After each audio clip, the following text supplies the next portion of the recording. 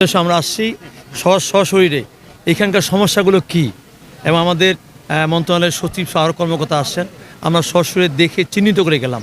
সেখানে আমরা একটা প্রত্যাশা করব যে শুধু আমাদের মন্ত্রণালয় নয়, এখানকার জনগণকে কিন্তু আমাদের সার্বিক সহায়তা করতে হবে। আপনাদের জনগণের সহায়তা কিন্তু ছাড়া কোনো প্রকল্প বাস্তবায়ন করা কিন্তু অনেক কঠিন। আগামী 5 বছরের ভিতরে আমরা 20,000 কিলোমিটার আমরা নদী, জলাশয়, খাল খনন করব। তারই ধারাবাহিকতা এই প্রজেক্টটা কিন্তু চলমান প্রজেক্ট। অবৈধ সব আমাদের যেগুলো রাস্তাঘাট, নদী আমাদের অবৈধ দখল করছে, সেগুলো আমরা পুনরুদ্ধার করবো। আসল এই বেনিফিটটা নিতে গেলেও কিছু চ্যালেঞ্জ আছে। এই কাজগুলো আমরা আমাদের যে মন্ত্রণালয়, এই মন্ত্রণালয়ের মাধ্যমে আমরা সমন্বয় করব এবং এলাকাবাসীর প্রয়োজনে আমরা খুব দ্রুত চেষ্টা করছি যে আমাদের মন্ত্রণালয়ের পাশাপাশি স্থানীয় সরকার মন্ত্রণালয়কে অ্যাড করে আমরা যেন পাশে ড্রেনের ব্যবস্থা বা সুয়ারেজ লাইনের ব্যবস্থা আমরা করে দিতে পারি।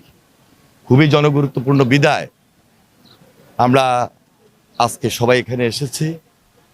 আমাদের প্রাইম মিনিস্টার জনাব তারেক রহমান তিনি ইতিমধ্যে 180 দিনের যে প্রোগ্রাম, আমরা খুব দ্রুত সময়ের মধ্যে কিভাবে এগুলাকে আমরা দৃশ্যমান করব সেই দিকেও আমরা নজর দিয়েছি। খাল খনন কর্মসূচি এটা একটা বিপ্লব, একটা আন্দোলন। প্রেসিডেন্ট যে এই আন্দোলনটা শুরু করেছিলেন, মাঝপথে এটা অনেক বাধা বিপত্তির মধ্যে পড়ে। একটা স্বনির্ভর বাংলাদেশ গড়তে হলে আমাদেরকে এই কঠিন চ্যালেঞ্জ হাতে নিয়ে সামনে এগিয়ে যেতে হবে। এই প্রকল্পটি সম্পন্ন করতে গেলে আপনাদের বিশেষ সহযোগিতা প্রয়োজন, কারণ এখানে অনেক জায়গায় আপনারা লক্ষ্য করেছেন যে বাঁধ সৃষ্টি করা হয়েছে এবং বর্জ্য এমনভাবে ফেলা হয়েছে যে এখান থেকে যদি আমরা এগুলো দূর না করতে পারি তাহলে আমরা পুরো সুবিধাটা নিতে পারবো না।